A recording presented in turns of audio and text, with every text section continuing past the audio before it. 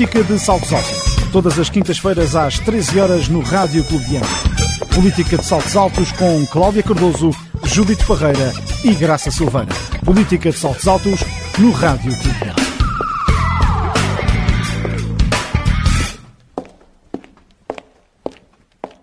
Boa tarde, bem-vindos ao Política de Saltos Altos no Rádio Clube de Angra. Bem-vindas as nossas comentadoras, Cláudia Cardoso, Graça Silveira e Judite Parreira. Quando a política tem atualizações diárias em Portugal, debatem-se as forças que concorrem à Assembleia da República no dia 10 de março. Na Madeira são relativizados os indícios de crime financeiro que levaram à renúncia do cargo de Presidente do Governo Regional por Miguel Albuquerque. E nos Açores, o representante da República indigita José Manuel Bolieiro como Presidente do novo Executivo, no dia em que estamos precisamente a gravar este programa.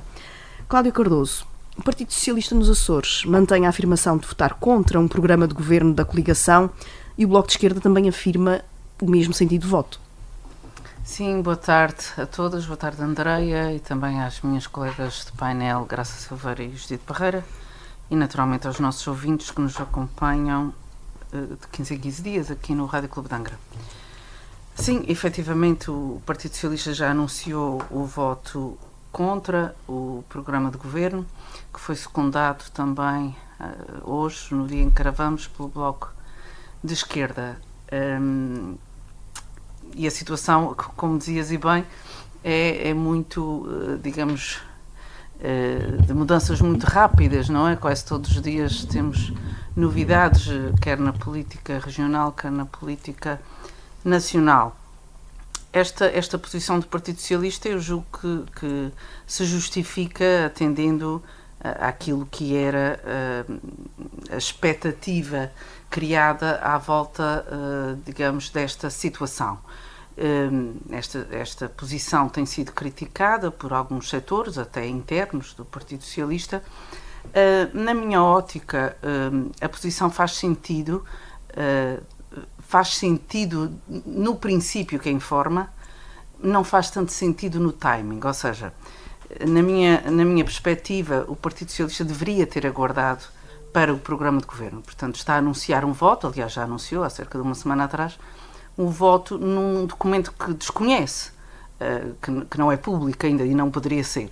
E, portanto, embora eu compreenda que do ponto de vista do princípio faça sentido este voto, até porque em 2020 a situação que se colocou foi quase a inversa, portanto é o Partido Socialista que vence as eleições e não lhe foi permitido, não lhe foi dada a possibilidade, embora tendo sido o partido mais votado e com maior número de mandatos de formar governo,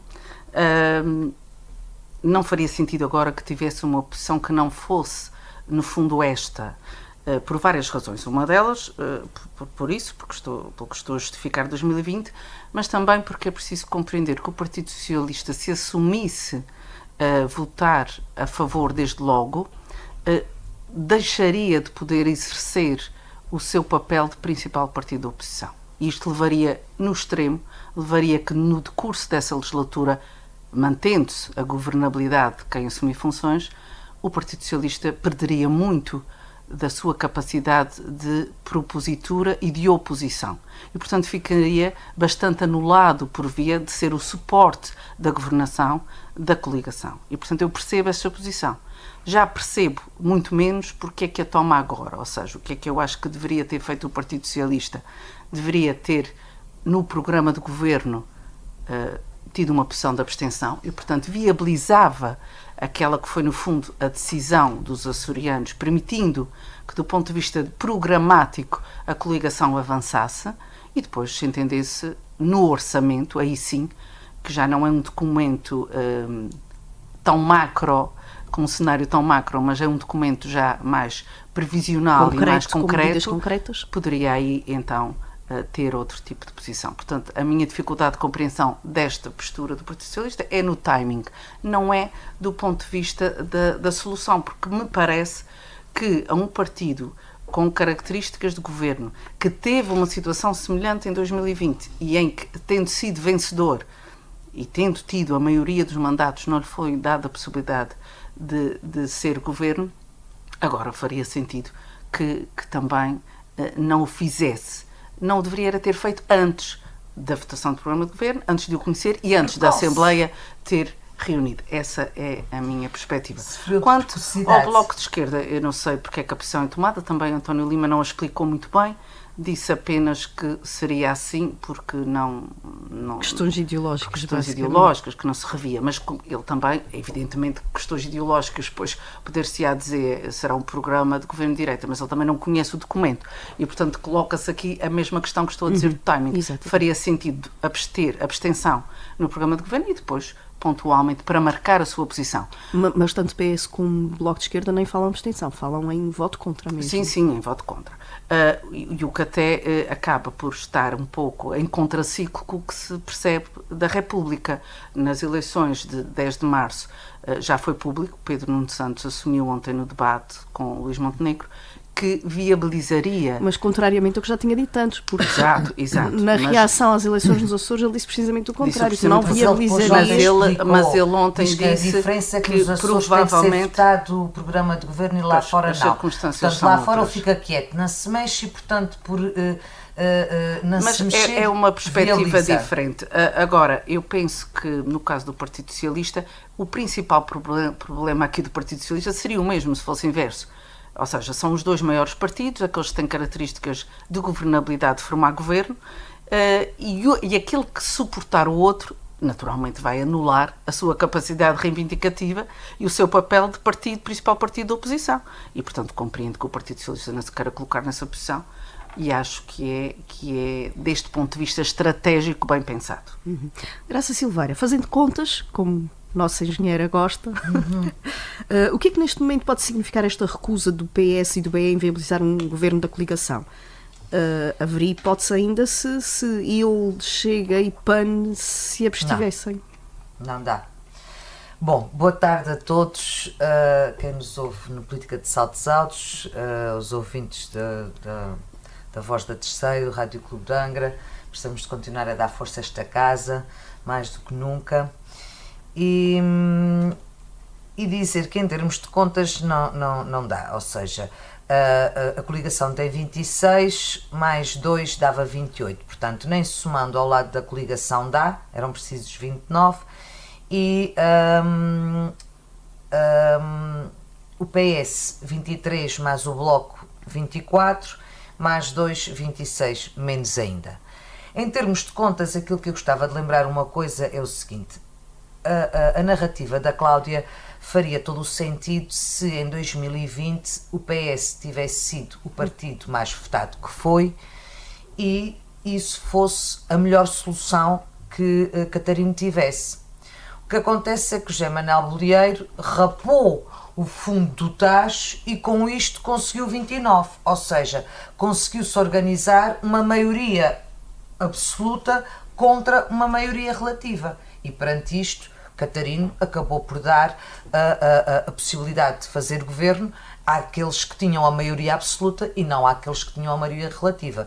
Portanto, se fosse uma situação de, em 2020, a direita não ter tido a capacidade de se organizar e somar os 29 deputados na Assembleia, tenho quase a certeza absoluta que Catarino tinha dado a possibilidade ao PS de formar governo. Portanto, foi uma coisa inusitada neste sentido, ou seja, entre coligações e acordos de incidência parlamentar, foi buscar 3 ao CDS, mais 2 ao PPM, que também nunca tinha tido 2 na vida. Nunca mais voltará a ter. Sim, arrebanhou 5. Arrebanhou 5. Daqui a muito tempo, mas está bem. Arrebanhou 5 agora é que nunca. Arrebanhou 5 em coligação e depois mais 3 com incidência parlamentar. 1 com a Iniciativa Liberal e 2 com o Chega. E aí Catarino, para ter alguma segurança, exigiu que esse acordo de incidência parlamentar fosse lavrado e assinado e de certa forma para lhe dar uma garantia de que estava a escolher uma maioria absoluta em relação a uma maioria relativa. Portanto, a história também não pode ser reescrita, o que não aconteceu agora. Ok? Portanto, o PS não foi o partido mais votado, nem teve. E esse foi o grande problema. O grande problema aqui, e tem sempre o mesmo nome, que é Chega. Ou seja, ao contrário daquilo que tem sido a narrativa de que o Chega é um problema da direita, não, o Chega é um problema do sistema. O Chega é um problema do sistema e, portanto, é um problema de todos nós. Mas quando vamos fazer contas, como eu gosto de fazer, e sendo ele um partido de direita,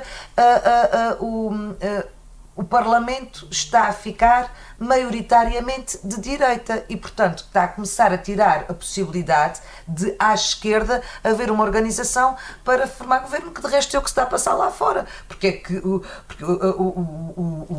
no debate com o fulano do Livre e com o Bloco de Esquerda, o Pedro Nuno Santos tem-nos poupado de forma a ter alguém com quem faça coligação, porque senão não tem com quem se coligar à esquerda. É Embora ele tenha dito que para as ideias do LIVRE serem aprovadas, as pessoas teriam de votar no PS. Mas essa é a lógica dele, que é assim, votem no PS, mas isso é óbvio, porque assim o PS tem que ganhar primeiro para depois se poder coligar. Portanto, isto tudo tem uma ordem, não é? Portanto, se as pessoas começam todas a votar na Iniciativa Liberal e no Bloco de Esquerda e quem tem a maioria é a AD, não lhe serve rigorosamente nada depois esses auxiliares, porque não vai ser ele que vai ser chamado a constituir governo. Portanto, já disse isto várias vezes aqui, neste momento o grande desafio dos atuais resultados das eleições não é quem é que tem a maioria, é quem é que tem a capacidade de se organizar para formar governo e, portanto, neste momento, e respondendo à questão, José Manuel Bolieiro assumiu que vai para um governo minoritário, e bem, porque deixa a responsabilidade ao Chega de deitar abaixo um governo de direita só porque quer fazer parte. Quer dizer, portanto, isso... Quer fazer parte e não quer que os outros façam. Ele hoje já disse que desde que participar, já está a deixar os outros ficarem. Aliás, eu acho que no discurso de José Manuel Bolieiro, quando ele insiste com aquela veemência, tudo será negociado comigo, tudo será tratado por mim, eu é que vou mediar todas as negociações, é como quem diz, façam de conta que... Sim, sim. Como se os ouvintes fossem assim do primeiro ciclo. Mais ou menos como estão a fazer lá fora agora com o PP. Eu ia fazer essa associação. É o bar. Se aparece, o PP lá fora é o bar. Sim, pronto, vão ter com o Câmara Pereira. Sim, o Câmara Pereira é irrecomendável. Paciência. Judite Parreira, como disse a Graça, José Manuel Bolieiro mantém a posição de... Desculpa, eu queria não tinhas terminado. Não tinha terminado, faltou-me aqui uma notazinha que foi em continuação daquilo que a Cláudia estava a dizer, comparando com aquilo que o PS assumiu lá fora, comparativamente àquilo que fez na região. Aquilo que foi dito é que e faz todo o sentido, enquanto que na República, para o PS não viabilizar um governo da AD, tinha que votar a favor uma moção de censura se fosse apresentada pelo Chega, ou ele próprio ter que apresentar uma moção de censura ao qual ele disse que não o faria, portanto, nem apresentaria, nem votaria favoravelmente uma moção de censura. Coisa bem diferente é o que se passa na região, onde o programa de governo vai ter que ser votado, e aí o partido vai ter que assumir qual é que é o voto que dá, se abstém e viabiliza com a abstenção, ou se vota contra. Mas como o PS também, com a precocidade que já foi reconhecida pela Cláudia, já veio dizer que é contra, pronto, agora o mínimo de coerência há de ser contra. Como estávamos a dizer, Judite, José Manuel Bolieiro mantém a posição de que pretende governar com uma maioria relativa na Assembleia Legislativa da região e está confiante, disse hoje, dia que estamos a gravar este programa, que está confiante que os outros partidos assumirão a sua responsabilidade na governabilidade da região. Boa tarde, Andreia. Cumprimento também a Cláudia e a Graça, bem como os nossos ouvintes que nos ouvem através dos microfones do Rádio Clube de Angra, e tal como a Graça, eu também faço um apelo aos nossos ouvintes para que apoiem da forma como puderem o Rádio Clube de Angra, que neste momento passa uma série de dificuldades, e para que nós possamos continuar aqui, para que os colaboradores possam continuar na casa e para que esta voz não se cale, é importante que todos quantos a ouvem e todos quantos se lembram da história e da importância que esta casa teve e continua a ter, que a apoiem. Bom, posto isto, em relação ao assunto que nós estamos a debater, José Manuel Bolieiro, sim, disse isso, e é óbvio que é o que vai ter que acontecer. Aliás, o representante da República também, no final do seu discurso, responsabilizou os partidos pela estabilidade e pôs todo o peso da estabilidade nas mãos da Assembleia Legislativa Regional. Porque isto não é brincadeira nenhuma, quer dizer, nós não podemos continuar aqui a derrubar governos e a ir de novo para eleições, porque são custos muito grandes e nós todos ouvimos que estas eleições custaram cerca de 1 milhão de euros e portanto, não estamos, o país não está e os Açores muito menos em condições de estar a gastar este dinheiro desnecessariamente em atos eleitorais. E portanto, parece-me que neste momento ainda está tudo muito a quente e cada um quer fazer valer a sua posição, mas eu penso que depois vão todos refletir e quando chegar o momento certo vão pensar mais nos açorianos do que em si próprios, individualmente ou nos próprios partidos. Relativamente, eu gostava também de me referir à pergunta que a Andréia colocou há pouco à Cláudia, dos partidos que já anunciaram o seu chumbo ao programa do Governo. O Bloco de Esquerda na verdade não espanta ninguém, porque o Bloco de Esquerda é um partido do contra. Se o Bloco de Esquerda votava contra os planos e orçamentos do Partido Socialista, que é muito mais à esquerda, o que é que vai fazer agora em relação à coligação, que é de direita? É óbvio que vota contra sem pensar sequer 2 vezes. Já me espanta um bocado o Partido Socialista, os outros partidos, o Chega, o IL e o PAN, e bem, deixaram para mais tarde, deixaram em aberto, esperando para ver qual era o programa do Governo e depois então decidir o seu sentido de voto. O Partido Socialista, como disse a Cláudia bem, precipitou-se. Eu acho que não pensou nas consequências Parece que foi uma reunião unânime em que todos decidiram votar contra, mas creio que terão pensado pouco nas consequências deste chumbo. E a verdade é que notáveis do Partido Socialista já se vieram manifestar contra esta decisão. Poderá ter alguma relação com as eleições na República? Eu penso que sim, eu penso que tem. Se o timing fosse outro, talvez a decisão não tivesse sido essa. Agora, lamento ainda mais as razões que Vasco Cordeiro alega. É que alega o que aconteceu em 2020. Ora, a Graça já explicou muito bem, em 2020 foi Vasco Cordeiro que não conseguiu, e nós sabemos que tentou uma aproximação ao CDS, e eu sei isto não é pelo CDS, é pelo Partido Socialista, tentou uma aproximação. Artur Lima fez as exigências que entendeu fazer, Vasco Cordeiro não quis ceder a isso, estava no seu direito, mas automaticamente perdeu o apoio do CDS e não conseguiu. Sabia-se que não seria o Chega nem a Iniciativa Liberal a apoiar um governo do Partido Socialista e, portanto, não conseguiu reunir as armas necessárias para apresentar ao representante da República um governo de estabilidade. E enquanto que José Manuel Bolieiro conseguiu isso, tudo muito coladinho, mas conseguiu apresentar isso e foi o que levou Pedro Catarino a indigitar José Manuel Bolieiro. Esse é um argumento de Vasco Cordeiro que, enfim, não me parece razoável. O outro argumento é o respeito pelos 35,9% dos cidadãos açorianos, dos eleitores que votaram no Partido Socialista, e que ele diz que merecem o seu respeito e que não se votaram no Partido Socialista é porque queriam que fosse o Partido Socialista a governar. Agora, eu pergunto, e os 42,1% que votaram na coligação? E os outros não sei quantos por cento que votaram nos outros partidos? Não lhe merecem o mesmo respeito? Então, se Vasco Cordeiro tivesse sido eleito e fosse, neste momento, tivesse sido hoje indigitado pelo representante da República, ele seria presidente só desses 35,9%? Eu não acredito. E, portanto, parece-me também que o argumento não é válido. Tanto mais que ele está a pôr tudo nas mãos do Chega. Eu, ao contrário da Cláudia, eu acho que o PS não perdia nada, não era em votar a favor, ninguém estava à espera, Claro. eu não estava, pelo menos, à espera que o Partido Socialista votasse a favor do programa do Governo, mas podia-se abster. E, abstendo-se, tinha os trunfos todos na mão, porque depois podia apresentar propostas e exigir até muito mais do Governo do que agora, votando contra.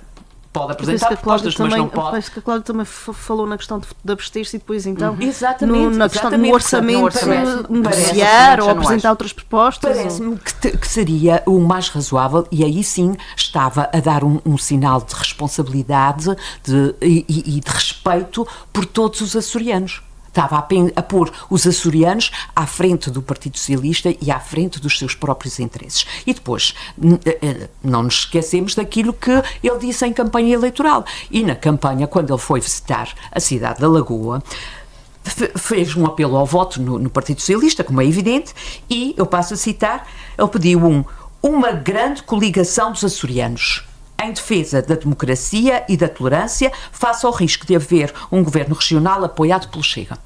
Isto foi o que ele pediu em campanha. E agora está a pôr os trunfos todos na mão do Chega. Quer dizer, eu percebo que ele andou a ameaçar com o papão do Chega durante a campanha. Os açorianos não se assustaram com isso e não lhe deram a maioria. Antes, pelo contrário. E agora? E agora esquece do que disse, mas pondo todos os trunfos na mão do Chega. Agora, o fiel da balança não é Vasco Cordeiro, é José Pacheco e o seu partido. E, portanto, parece-me que foi... não houve a reflexão que se exigia que tivesse sido feita e que o Partido Socialista precisava de fazer nesta altura, porque ninguém quer ir para novas eleições. Eu acho que ninguém tem a ganhar, embora do ponto de vista de votos, talvez quem tivesse mais a ganhar mesmo fosse a coligação, mas José Manuel Bolieiro quer governar o mais e começar o mais depressa possível, porque já estamos atrasados, porque há um PRR para ser aplicado que já está atrasado e que quanto mais tempo demorarmos pior será, e portanto isso não seria bom para a região. Os outros partidos só têm a perder. O Partido Socialista pode ser penalizado por isso. Os pequenos partidos que foram eleitos, nomeadamente o PAN, que foi eleito com os votos pelo ciclo de compensação e com os votos da última freguesia apurada em São Miguel, portanto podem correr o risco, os partidos que só têm representações parlamentares podem correr o risco de não terem. O PAN, curiosamente, eleitos. veio dizer que não boicotará a governabilidade da região. E isso já diz tudo. Portanto, eu penso com isto que realmente a responsabilidade de quem a tiver vai vir ao de cima, e aí é que se vai ver. Cláudia, não sei se queres acrescentar aqui alguma coisa ao que já tinhas dito, uma vez Não, que a Graça e a Judite já. Pois, a única já coisa falaram aqui depois de ti. que eu acho é... José Manuel Bolieiro fala de uma vitória inequívoca. Ora, a vitória inequívoca de que ele fala parece-me assim um pouco uma vitória de pirro, não é? Porque não é retumbante. Inequívoca, não é? Inequívoca seria a maioria absoluta.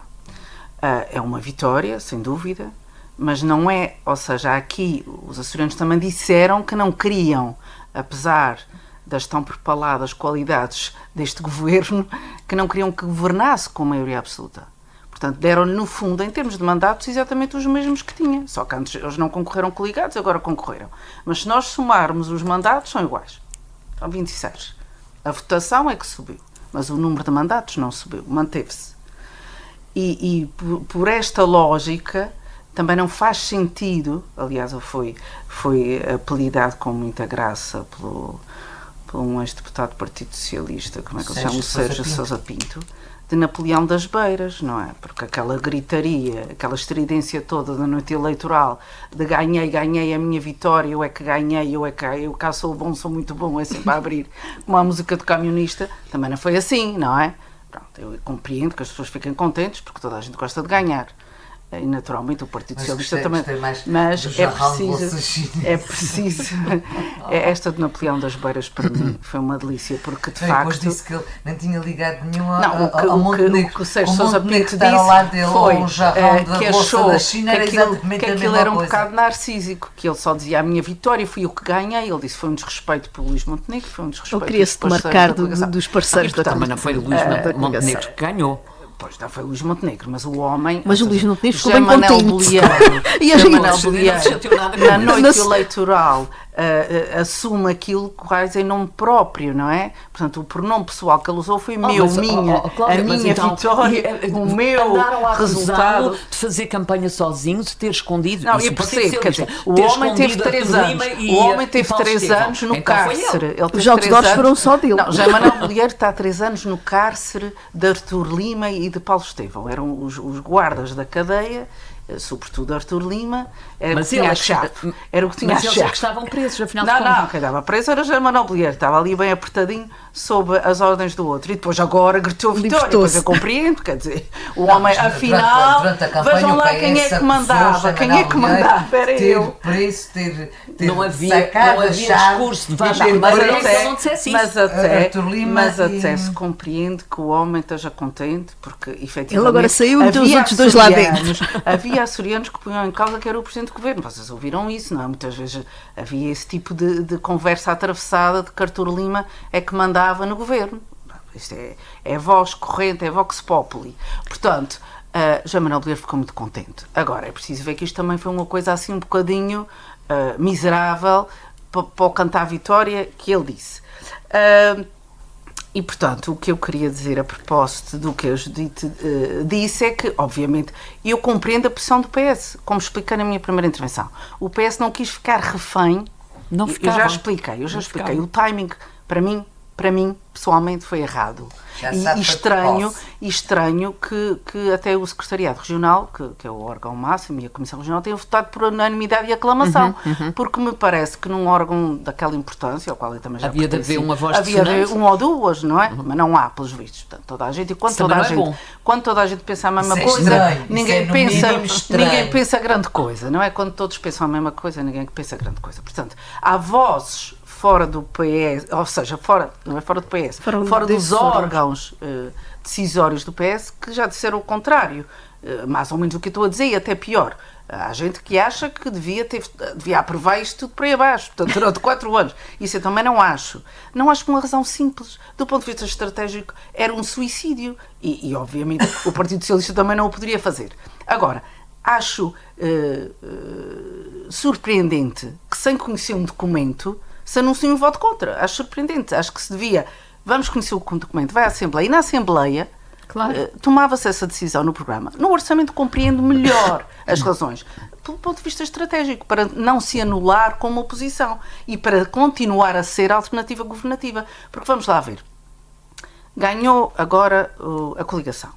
A direita, como a Graça explicou, tendencialmente, não é só nos Açores, é a nível europeu, mundial, se a gente quiser, a direita está, Lá fora, digamos, na moda lá fora, está na moda de cima. E, portanto, é natural que, sendo o Partido Socialista um partido de centro-esquerda, queira manter o seu eleitorado e só pode mantê-lo se distanciar.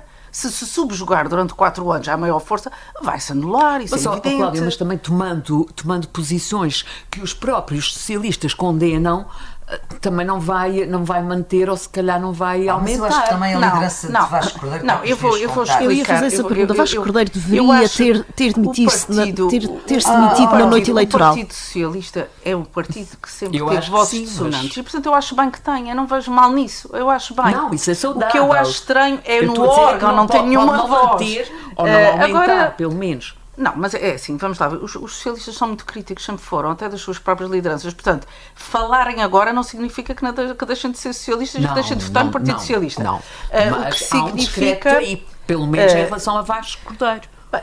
Mas Vasco eu acho que a Cordeiro liderança também de Vasco Cordeiro está aqui chegou ao numa fim. situação Eu algo também acho fragilizada. Graça, Tem fizeste a a ver- pergunta. devia Vasco ter Cordeiro devia demitido. ter-se demitido na noite das Ele eleições. se vai demitir enquanto ele não tiver Não as tiver listas um- para a Europa prontas. Claro, ele tem que ter outra E a garantia segurança. de que- Um Cláudia, momento e tu é concordas?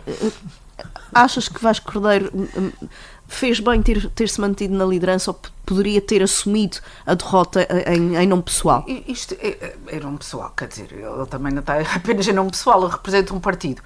Na minha opinião, ficaria bem ter-se demitido. Mas isso é uma decisão que cabe muito ao líder do momento, cada um toma. Vasco Cordeiro é conhecido por não ser uma pessoa impulsiva e que toma decisões, mas digamos, esta foi drásticas. Não é. É moderado, pensa bem, pondera, é um ponderado, não é? É um cauteloso. É um cauteloso. É cauteloso, é uma personalidade cautelosa e, portanto, eu acho que foi nesse sentido que não se demitiu e que também, atendendo à proximidade com as eleições nacionais, ele não queria, enfim, manchar ou, não é? Contaminar é a palavra melhor, as eleições. E, portanto, resguardou-se. Agora, do meu ponto de vista pessoal, acho que sim, acho que faz sentido. Eu acho sempre que as coisas com hombridade fazem sempre muito mais sentido. E falando que é a palavra hombridade, já agora? A moderadora é a Andreia. Vem de hombre. Já agora, por falar em contaminação das eleições da Assembleia da República, mas ao contrário, Montenegro, se calhar, sai com alguma confiança, ganha alguma confiança com este resultado nos Açores. Claro que sim. claro. Pois é evidente, por isso é que ele está contente. E o outro lhe chama jarra chinesa. Porque toda a gente esperava que o Bolieiro andasse com ele aos ombros, mas não foi isso que aconteceu, não? Não, eu acho que as eleições aqui não têm uma influência direta no que vai acontecer mas, para a Judite, Assembleia da ser República. muito comentado. Agora, todos sim, tem uma visibilidade que nunca se viu sempre antes. uma vitória. Tem uma visibilidade que nunca se viu antes, até porque o cenário é muito idêntico e toda a gente diz que os Açores, neste momento são um laboratório à escala atlântica. Menos qualquer coisa. Não quer dizer que tenham impacto, mas não tem impacto real. Podem ter impacto na confiança dos candidatos. Nós as três já aparecemos no debate ontem dos dois maiores, não é? Que ninguém ouvia nada, estava tudo a falar. É verdade. Olha, pensei em vocês. Pensei nos nossos ouvintes. Eles foram muito piores do que nós. Não, de longe. Muito maus. Bem, e continuando com as eleições à Assembleia da República, os candidatos dos partidos com assento parlamentar debateram a pares nos 3 canais de televisão jornalistas portugueses, terminando com Pedro Nuno Santos e Luís Montenegro e com uma manifestação de polícias à porta do Capitólio. Cláudia Cardoso, que balanço é que fazes destes debates? De todos ou apenas do de ontem? Os que te quiseres sublinhar. Eu, por acaso, acho que os debates têm uma função bastante, enfim, pedagógica de informar, deviam ser. Deviam ser. O que eu acho é que são úteis. Portanto, eu achei que o canal de televisão e a promoção disso foi correta. Agora, aquilo transforma-se num espetáculo às vezes degradante. Desde logo, os debates em que envolvem o André Ventura. Porque o André Ventura é aquela personalidade bem falante, com o domínio da língua, mas é um arruaceiro, não é? Ele, se utilizasse outra linguagem, enfim, podia estar assim, debruçado no balcão de uma tasca qualquer, não é? Beber umas beias bolas. Portanto, eu não... Ele nem tem cara de gostar. Quem? O Ventura? Sim, achas que tem cara de gostar? Sim, acho que sim. Ele não condiz com a roupa, mas acho que tem cara de gostar. Mas vamos ao assunto. E, portanto, eu acho que eles não foram nada esclarecedores. Pelo contrário, foram de grande agressividade. A culminar ontem. Ontem eu fiz um esforço tremendo para ver o debate do princípio ao fim. Tremendo mesmo. E eu sou uma pessoa que gosta de estar informada, que gosta de acompanhar, e, portanto, imagina, sem fios, acredito que muitos telespectadores desligaram ou mudaram o canal, porque aquilo era insuportável. A agressividade, a acrimónio, o ódio, eu até arriscaria a dizer o ódio. O corte de raciocínio, não se percebia nada. E, portanto, ninguém andou para ali a expor ideias. Era lavagem de roupa suja do passado. Ouviu-se falar de Sócrates, de Pedro Passos Coelho, e foram vocês que tiraram as pessoas, e, portanto, aquilo não serviu para nada, na minha opinião. E depois, andar para aqui com este discurso de ganhou o Montenegro, ganhou o Pedro Nuno Santos e este teve melhor... Eu acho que não ganhou ninguém. Eu acho que não ganhou ninguém, porque na verdade nem perdemos todos. Ganhou o país. Aquilo foi 1h30 de lavar roupa suja, de uma agressividade que eu sinceramente, eu não sei se vocês têm memória de ter visto igual, mas eu não tenho. Não. Porque os líderes tinham alguma elevação e continham-se. Nem houve contenção. Chamavam, cortavam completamente um pensamento ao outro, portanto ninguém conseguiu explanar nada. Se algum telespectador foi ver aqueles debates para se esclarecer, para votar, saiu na mesma. Mas depois há aqui um dado interessante, é que há 1 milhão de portugueses indecisos. 1 milhão de portugueses é muita gente. E este milhão é que vai decidir isto. Que vai decidir. Depois há outro dado que eu também achei muito interessante, que vi. Que o LIVRE, na Grande Lisboa, tem uma percentagem de votação muito superior à Iniciativa Liberal. E o candidato do LIVRE tem tido um discurso muito constante. Sim, ele teve muito mal no debate com o André Ventura. Ele teve pessimamente. Ele nunca devia ter levado uma questão pessoal daquelas, embora eu compreenda. Eu compreendo, mas aquilo não se faz. Ele misturou, e gente com a experiência que ele tem, todos têm, não se pode misturar a vida pessoal com questões políticas. Se calhar a Mariana Mortágua com a questão da avó e pensou que vai mas aquilo não resulta. Aquilo não resulta nem para um lado nem para o outro. E depois o André Ventura tem um traquejo, como nós sabemos, e andou ali a gozar com ele. Puxou para a lama e andou ali a gozar com ele, a dizer, não estou a perceber o que é que está a falar, até obrigá-lo a dizer que era que tinha os filhos no colégio privado. Portanto, foi de uma... Bem, é o país que temos, é o país que passa horas a ver a Casa dos Segredos, não é? É assim que se chama ainda? Ou o lavrador, quero namorar o lavrador, ou gosto de namorar com a lavradora. É esse país. Porque o que é que a nossa... Mas o problema é, mesmo que nós sejamos um país que gosta de assistir a porcaria televisiva, a lixo, porque aquilo é lixo televisivo, a política não pode entrar no domínio do lixo televisivo. E está a entrar. Os debates são a pior pocilga possível. E aquilo é como se fosse uma luta numa pocilga. Portanto, quando a gente entra na pocilga, não há esperança de sair limpo. Estou calada. Não há esperança de sair limpo. Ninguém pode sair limpo da pocilga. A Cláudia está a fazer uma chantagem psicológica para ir ficar calada. Não estou a decidir abrir a boca. A gente está na pocilga. Mas é que aquilo... Eu sinceramente acho que, do ponto de vista...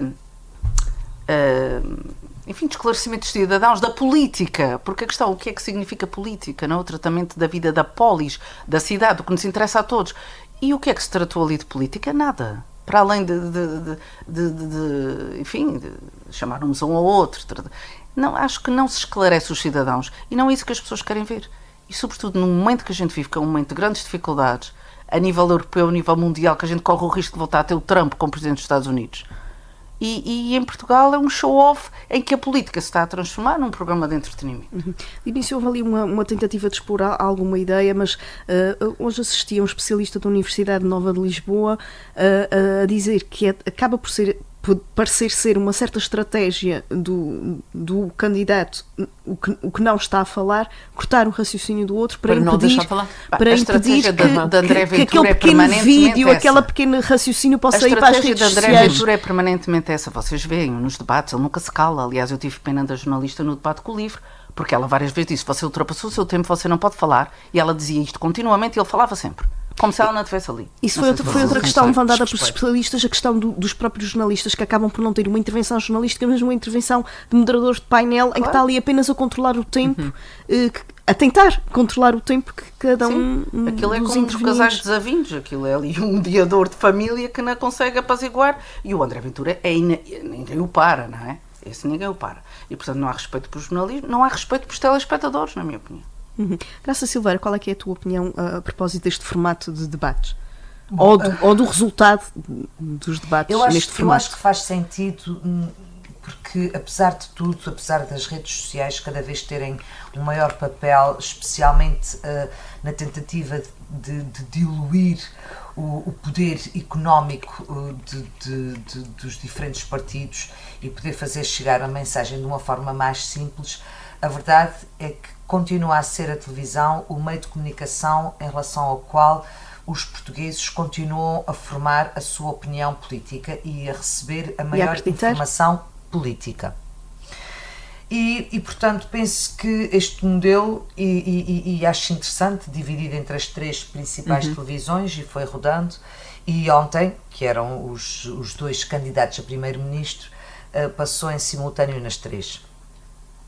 Aquilo que eu não acho grande piada é que o comentário aos debates tem muito mais tempo do que o tempo dos debates. Aquilo são 25 minutos, 12 minutos e meio ou 13 ou 26 minutos para cada um, quer dizer, entre responder às provocações do outro, entre tentar explicar uma iniciativa sua, entre tentar mostrar-se enquanto candidato, porque isso também é importante. Quer que dizer, não dá tempo para coisíssima nenhuma. Portanto, aquilo é um jogo de tensão, que em relação aos candidatos a primeiro-ministro acho que faz sentido, porque mais do que ir com os dossiês muito estudadinhos e saber se percebem muito de economia, se fizeram as contas bem feitas, quanto é que custa esta medida, porque é sempre aquela coisa agora, quanto é que custa esta medida, de onde é que vai tirar daqui, onde é que vai pôr acolá e o que é que vai fazer em relação a não sei o que mais, é quando numa situação de tensão ou de surpresa ver como é que aquela pessoa reage, porque isso é fundamental numa pessoa que se propõe a primeiro-ministro, porque ontem não era só um debate entre dois líderes partidários, eram duas pessoas que se candidatam a primeiro-ministro e que são uma dois delas será. É os dois únicos que podem e que chegar. são dois ilustres desconhecidos. Por isso ontem o debate foi um bocadinho mais longo, até E- teve e 70 que são minutos. E dois- tinha 3 jornalistas. Tinha 3 E que jornalistas. são dois ilustres desconhecidos, ou seja, isso acho que justifica o tal milhão de pessoas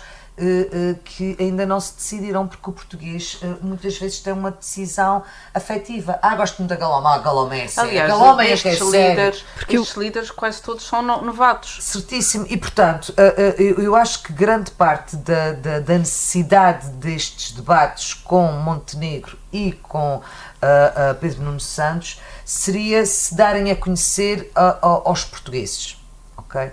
Apesar do Pedro Nuno Santos ter sido ministro e ter andado para lá no meio de umas trapalhadas e não sei o que mais, mas a figura de proa era Costa, e os portugueses conheciam Costa.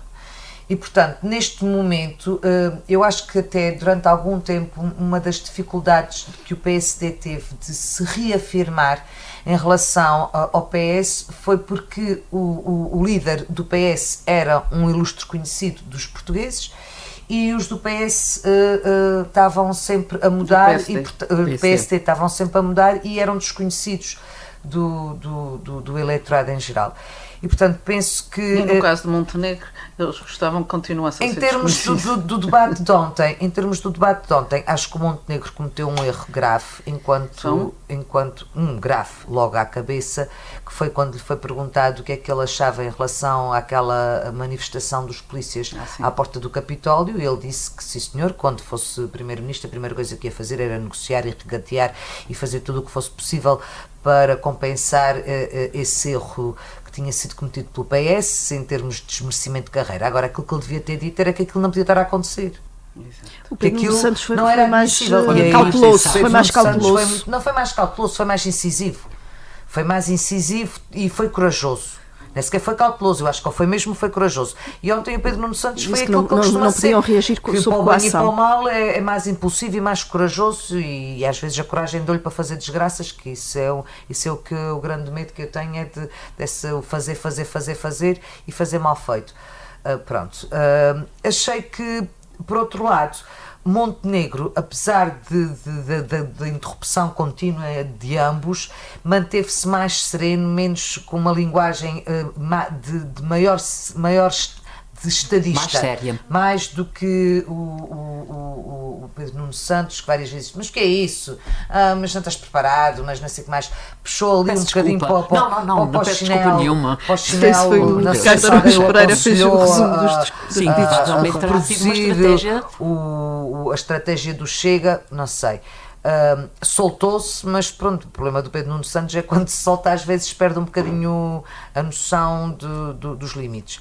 Mas não acho que tenham cumprido o propósito de conseguir convencer o milhão de indecisos de qual é que seria aquele que estaria mais bem preparado para governar Portugal e mais trazer esperança a Portugal, porque já está tudo farto de ouvir que falo, olha, a Troika foi péssima, foi, o tempo do Sócrates foi horroroso, foi, portanto está tudo com um amargo de boca das coisas péssimas que aconteceram, portanto o português está à espera de alguém que lhe diga não, mas vai ser diferente, porque eu tenho um projeto diferente, mesmo que seja um monte de mentiradas, mesmo que seja um monte de coisas irrealistas, mas que tenha alma e que É o consiga Chega. galvanizar.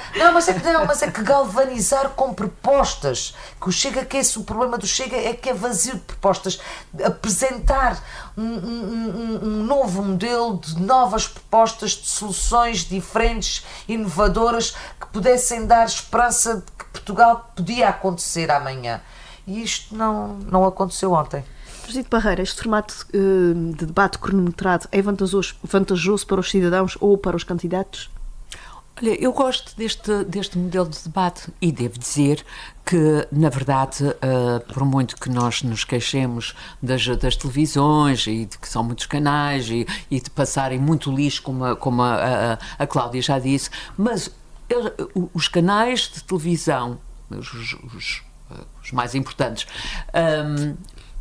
decidiram dar uma ajuda, digamos assim, nesta campanha, por forma a esclarecer os portugueses. E, portanto, o formato pareceu-me muito bem. Agora, não funcionou.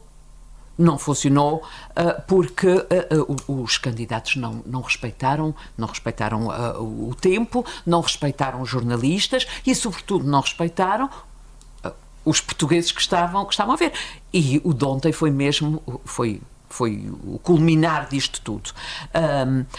Parece que estavam a assistir 2,8 milhões de pessoas. Eu creio que isso tenha sido no pico da audiência, porque a partir de determinada altura eu acho que as pessoas devem ter mudado de canal ou deixado de ver, porque na verdade não estávamos a assistir a nada, estávamos ali a assistir a uma discussão quase de crianças.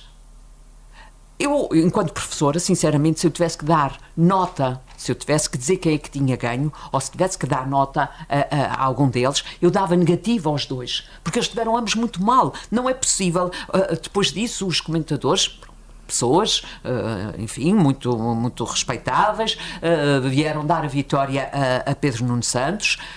Talvez, mas eu não consegui perceber isso. E creio que a maioria das pessoas não conseguiu perceber, porque o que se pretende com estes debates é que os candidatos apresentem as suas propostas, sobretudo porque nós já sabemos que quem é do Partido Socialista ou quem é do PSD, enfim, vai votar às vezes como quem vota num clube de futebol.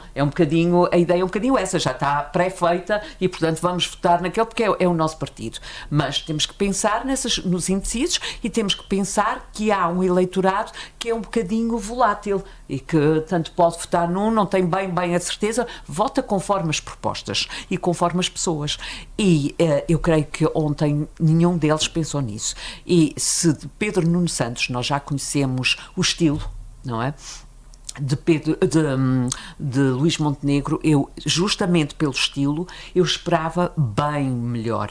E acho que ele se deixou arrastar pelo jogo de Pedro Nuno Santos, que foi o de lavar de roupa suja, que tem sido, os debates todos têm sido assim, e portanto o que se esperava era propostas. Eu hoje estava a ler, creio que no Observador, já não tenho a certeza, e estavam elencadas as propostas que cada um tinha apresentado, mas eu tenho dúvidas que as pessoas tenham percebido, porque eu própria não percebi. Eles estavam-se constantemente a interromper um ao outro, a agredirem-se de uma forma que eu acho que não é razoável em duas pessoas que sabem que uma delas vai ser o primeiro-ministro de Portugal e que ambas têm pretensão a isso. Portanto, pareceu-me muito mal e lamento muito de Luís Montenegro.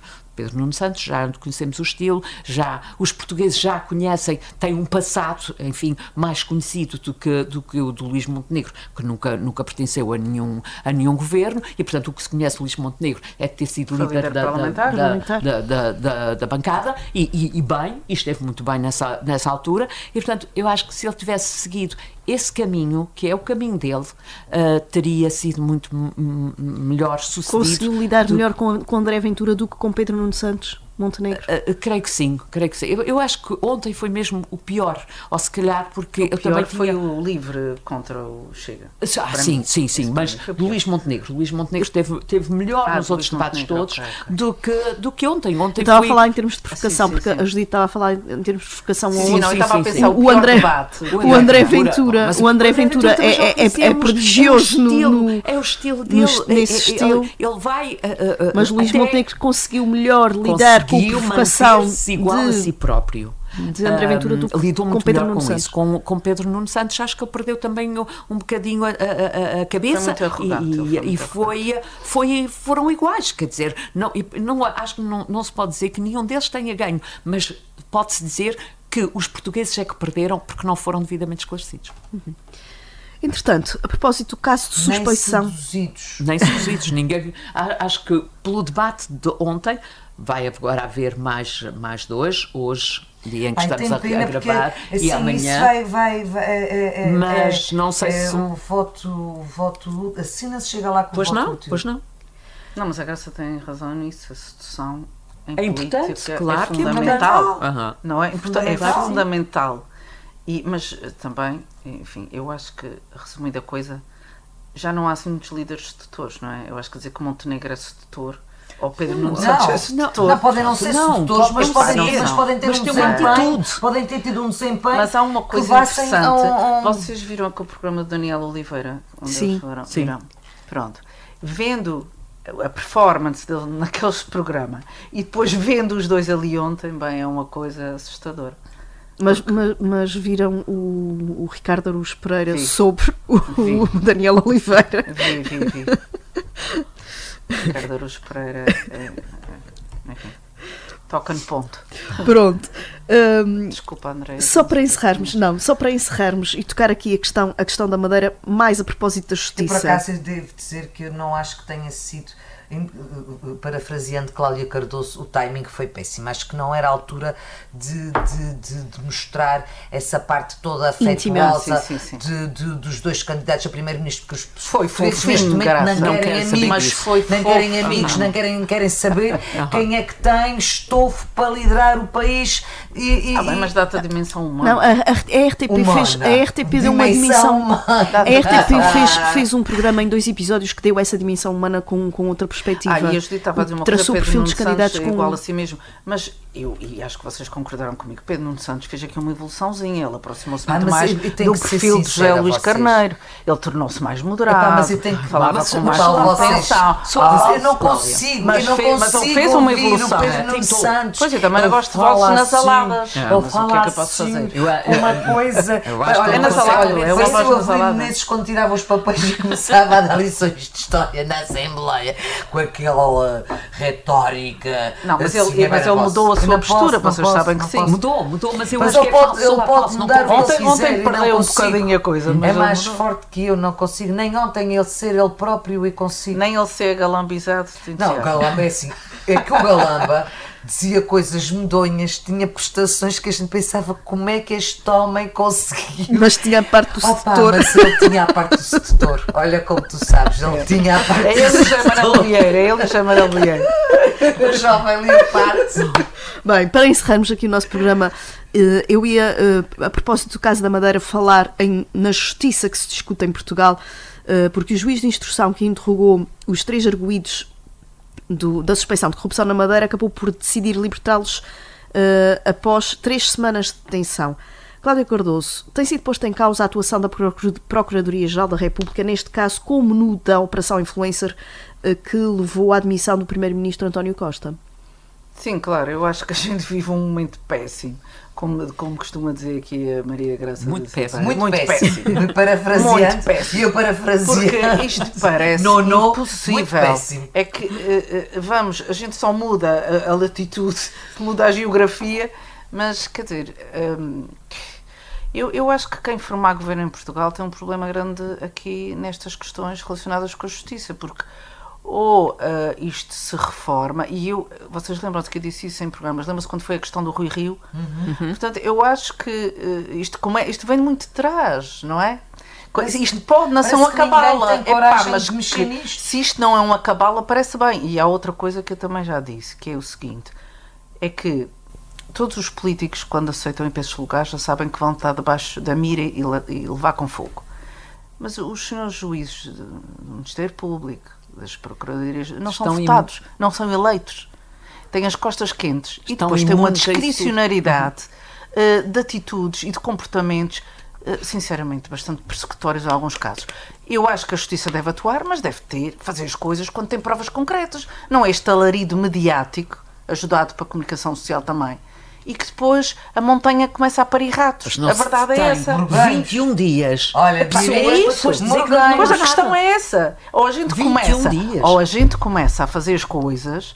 É a mesma coisa que o Costa. Vocês viram? Agora vem dizer que foi declarações vagas. Influencers também já não. Então se eram vagas, Bem, o homem demitiu-se, é verdade que ele se demitiu porque queria. O próprio Galamba também. Pois, até o Galamba. É exatamente isso, é que isto depois tem um efeito perverso, ou seja, toda a gente sabe, toda a gente fala, o povo da Madeira reclama há anos que existe uma promiscuidade entre o poder político e o poder económico, isto, aquilo e aquilo outro.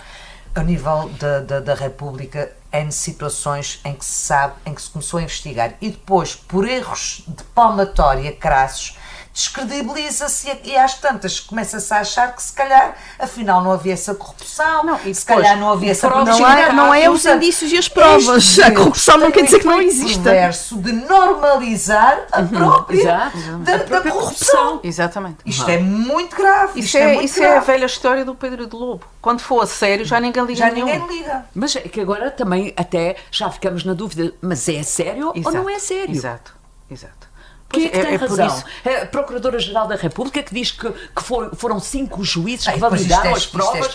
Ou é agora um juiz que vem dizer que não? Pessoas detidas durante 21 dias com provas mais que provas. Isto e não, aquilo, e o aparato, mas o juiz diz a PJ foi toda para isto, não tem nada. Afinal, não. 300 pessoas, a Força Aérea a fazer o transporte. Mas aqui ainda podia haver situações. Não, e tinha jornais e televisões lá à espera da extensão. Aqui ainda podia haver situações em que um faz uma leitura um pouco mais dura do que outro, mas é que aquilo que se assiste é uma situação em que é de uma gravidade enorme e o outro não, vai para casa com a liberdade total, quer dizer. Pois, por isso mas deixa as pessoas detidas 21 dias. Não, mas é isso que eu estou a dizer.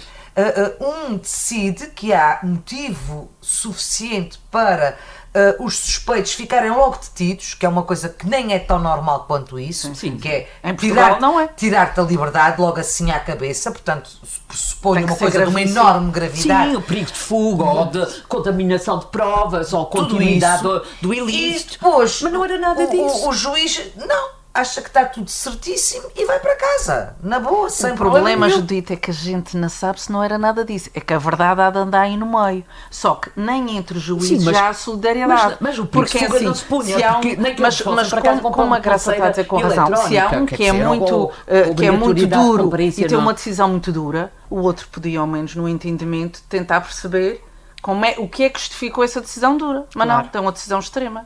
Que é, olha, pode tudo ir para casa, está tudo bem. Portanto, não se e no meio disto tudo, não sei se vocês descredibiliza, mas eu acho que é estranhíssimo o silêncio de Marcelo.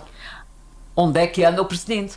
Então espero que vocês me digam, vocês já sabem da saúde mental dele, vocês sabem da saúde mental, portanto eu estou à espera que vocês me digam. Por acaso já tinha comentado lá em casa que ele andava afastadinho. O Presidente que não se pronuncia sobre... Isto é uma situação não, e pior do que isso, a dualidade de critérios. Os critérios que ele teve com Costa não foi os critérios que teve com a Madeira. Portanto, isso também é preciso que se diga. Sim, e entretanto Miguel Albuquerque, que tinha renunciado ao cargo de Presidente do Governo Regional da Madeira, admite recandidatar-se a líder do PSD na região. Provavelmente ganha com uma maioria esmagadora. A gente viu o que aconteceu com Isaltino Moraes e com Fátima Felgueiras. Pois é o que a Graça disse. Aí é que está o problema. É que começa-se a credibilizar mas também não podemos dizer o contrário. Mas também não podemos afirmar. Pois, também não podemos afirmar o contrário. Parece que agora já não há provas. Eu acho, no lugar dele, eu não me recandidatava. Mesmo que estivesse limpinho. Pois isso é o que faz uma pessoa séria, mas ele tem cara de tudo menos disso. Ele está-nos a tentar convencer da sua seriedade. Quer dizer, eu não fiz nada, então porquê é que eu não me recandidato? Eu não me recandidatava, mas enfim, cada um é como cada qual. Pois. Foi o Política de Saltos Altos, quinzenalmente, às quintas, às 13. Encontramos-nos por cá.